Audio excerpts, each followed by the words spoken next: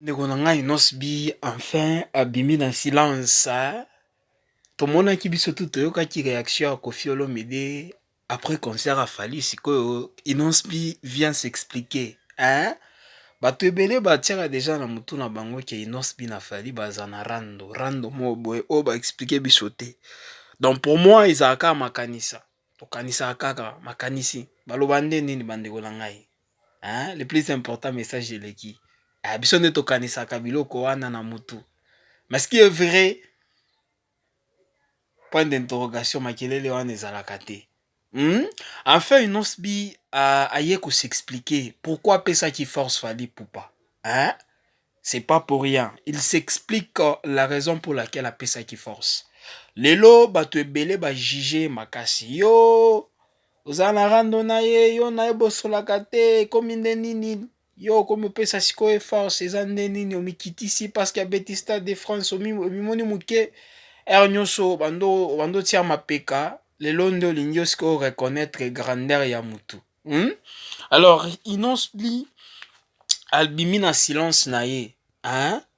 Fally Ipupa aza noko na ye, Fally Ipupa aza yaya na ye. Donc ce qui a salaki yango, il a ses raisons.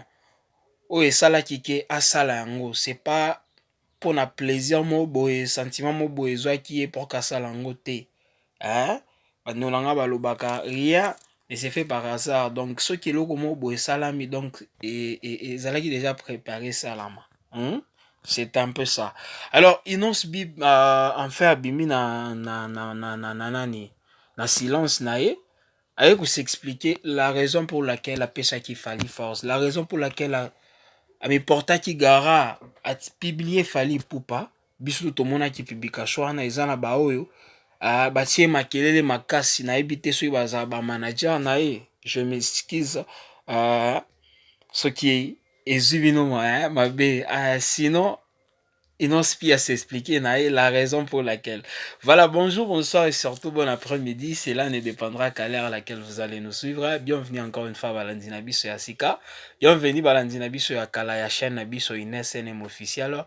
Kaka ndenge na ebisa kabino, si c'est toute ta première fois à Kolanda chaîne Nabiso INSNM officiel, je vous prierai toujours de vous abonner. Abonnez-vous massivement et surtout Bobo Sanakapete ko cliquer na ngonga notification. Comme je vous ai toujours dit, malamu ya ngonga notification ezalaka à chaque fois que INSNM officiel a kobando publier ba vidéo ya sika, bozala notifier na système moko ya propre. Alors, abonnez-vous massivement et surtout Bobo Sanakapete ko cliquer na ngonga ya notification. Voilà bande kolanga no chela bino audio oyo boyoka explication ya inosbi boyoka makanisi na ye, raison pour laquelle que salaki que apesa Fally force et salaki ke apesa Fally force wana apesa e pula poana bandeko na ngai. Alors toyoka ye moko tigre et puis bandeko na ngai je vais vous revenir juste après pour na analyse. On pesa makambo comme on dit en lingala, ça nous fait du bien. Que to uti wana toke na Fally Ipupa double Stade de France. Kuto ezoka misanga komona nde batu bazokama inos a posté Fally. Vous devez comprendre une chose, mentalité eza na mutu nanga na oyo moi batu batia déjà na mito ya batu ebele eza yango te. Vous savez, dans la vie, on n'est pas obligé d'être les meilleurs amis du monde, mais il y a des étapes de la vie, ce qui mutu moko azo franchir yango, on est obligé. Si on a un bon sens de la vie, on est obligé de placer un mot positif. Parce que vous devez comprendre que sur les réseaux sociaux, nous tous on se suit. Il a dit fait ça bien comme d'habitude. Effectivement, parce qu'on se regarde, on se suit. Les réseaux sociaux, tout ça, les laka, ils ont abattu. Mutumo ote parmi biso ba artiste akela déjà réseau na yemoko nde amitala. Donc on pèse à makambo comme on dit en lingala, ça nous fait du bien. Que to uti wana toke na Fally Ipupa double Stade de France. Kuto ezoka misanga komona nde batu bazokama inos a posté Fally. Vous devez comprendre une chose, mentalité eza na mutu nanga na oyo moi batu batia déjà na mito ya batu ebele eza yango. Vous savez, dans la vie, On n'est pas obligé d'être les meilleurs amis du monde, mais il y a des étapes de la vie, ce qui mutumoko azo franchir yango, on est obligé, si on a un bon sens de la vie, on est obligé de placer un mot positif. Parce que vous devez comprendre que sur les réseaux sociaux, nous tous on se suit. Oh, il a dit fait ça bien comme d'habitude. Effectivement, parce qu'on se regarde, on se suit. Les réseaux sociaux, tout ça, les laka, ils ont un bateau. Mutumo ote parmi biso ba artiste akela déjà réseau na yemoko nde amitala. À bon attendeur, salut. J'espère très bien. Biso tout. Théo qui nos bi. Explication est correcte. À un moment donné, nous devons être vrais. Hein? Nous devons être vrais. Moi, j'ai aimé la raison, la façon plutôt Finance B s'expliquer. Ils ont intelligemment et surtout c'est intellectuel, bande konangai. Hein? La façon où Inos B a s'expliquer nae. Bande konangai kaka ndenge lobi na vie auto vivraka. Biso nyonso tout ozalaka obligé te ya kozala ba vrai amis. Armoko muto mususu akoki azala wana azalaka na don moko boye mutu kingani pa azala na don wana mais mutu na mutu azosala makambo na ye mais peut-être relation ba emekaki esimbi te. Alors la vie est ainsi bandeko na ngai. Ezalaka obligation te kozala ki master kozala en bon terme, je m'excuse na mutu kingani te. Donc Inos Bidenga s'expliquer bandeko na ngai, c'est ça la réalité. Je me rappelle dans ma vidéo à Kalao, il y a même pas 2 jours. Ma vidéo nanga, j'avais dit eloko avant ta innocent réagir bongo. Vous savez à un moment donné bandeko nanga na vie auto vivra ka soki mutu kaka ndenge Inos vient de le dire, à franchir ba étape moko boye. O eza vraiment ya makasi. Pas tellement que yo okoki kosala yango te, yo pe okoki osala yango, mais soki asali yango avant toi, zala mwana manière wana ya kopesa ye ba félicitation, ya ko encourager ye. Il faut que baka ya moko ko apprécier ba effort ya bato. Yo pe ba ko apprécier ya yo. Fally Ipupa oyo aucho sala eloko moko boye. Comme je le répète ces derniers jours ici, pas seulement pour lui-même, mais aussi pour na artiste nyonso pour na Congo na biso a déverrouiller loko moko boye oyo kotikela kaka pour na été mais pour na artiste nyonso ya Congo o babandi musique na bango na Congo ti lelo ba evoluaka na Congo malgré basali ba feat ailleurs, mais baza kaka wana na mboka bazo continuer kaka na culture na biso nde loko fali aucho sala pour na ba comprendre te loko wana. Alors Inos B aza na manière na ye ya ko réfléchir ya kotala likambo, raison pour laquelle afandaki na ye kimia te. Malgré courant biso nyonso tozomona courant elekaka te normalement comme auparavant. Non, Fally Ipupa bazalaki lokola Gez Mawete na Fally. Lelo Gez Mawete aza pire petit a Fally Ipupa, azalaka na pembeni na ye tomonaki after nani concert ya Fally bakendaki mwa ko chill somewhere quelque part na Might Club. Donc Mawete azalika na pembeni. C'est la même façon si nous ça zalaki, mais esimba kité bandeko na ngai. Alors ce qui est mais ça ne veut pas dire que ce qui Fally a sali lelo moko malonga Inos B azana nani te, azana permission na te ya koya kotia mwa maloba. Non bandeko na ngai, ça ne se fait pas. Lobby pe après lobby no sape ya koki ocha date na sa défense one. Mutu a déverrouillé yango aza Fally Ipupa. Alors il doit l'encourager, les poster. Kaka nenga lobby que on peut être là, peut-être on se parle plus face à face boé to les kanaka, mais on se suit sur les réseaux. Amoro qui no sa koki otia moi publication na mo boé, Fally Ipupa e pesa na chombo kaka biso tout oza bato malgré c'est une star. Hein? Il y a pas à côté Instagram il y a atali ba réel atali ya moko ba story à côté tala moi eloko moko boya innocent non pe tu vois ça les loko bien c'est de la même façon innocent où tu peux expliquer en wa et réseaux sociaux eza mutu te eza ya ba eza mutu moko nda créer qui donc biso nyonso toza na kati ce que ça en compte non cela veut dire que yo potala kabilo kwa baninga.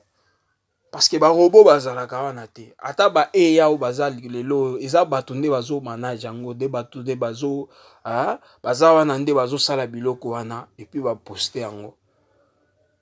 Alors aza libre na ya kotala biloko afali raison pour laquelle aloba qui non fait ça bien comme d'habitude. Donc ayebi no vient nga sala musala na nga bien musala na bien. Alors pourquoi ne pas l'encourager? Pourquoi ne pas dire ce qui est réel là? Bandeko nanga pourquoi congolais alingaka na ye vérité te ce qui to solo la kate alors eloko asali eza malonga asali yango asalaki yango kaka mpona ye moko te mais mpona biso nyonso pourquoi ne pas le féliciter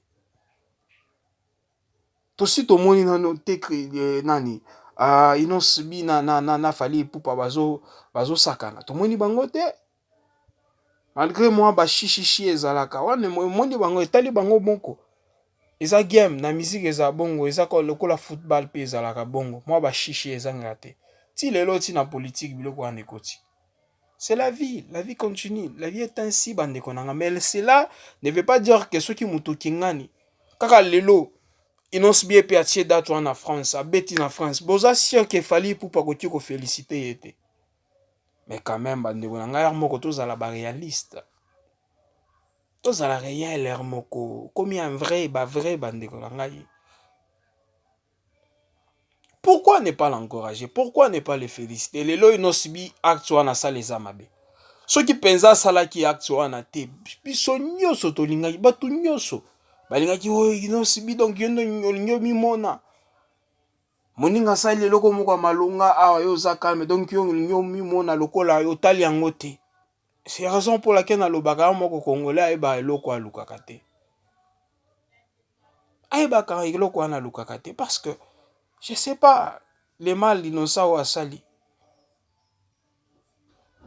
ya mabe nini oyo lelo tokoki totelema to bando juger pona acte wana mais bandeko na ngai ya moko to bando mo raisonner ba congolais o tokoloba siko eza problème à raisonnement à réflexion parce que ça n'a pas vraiment de sens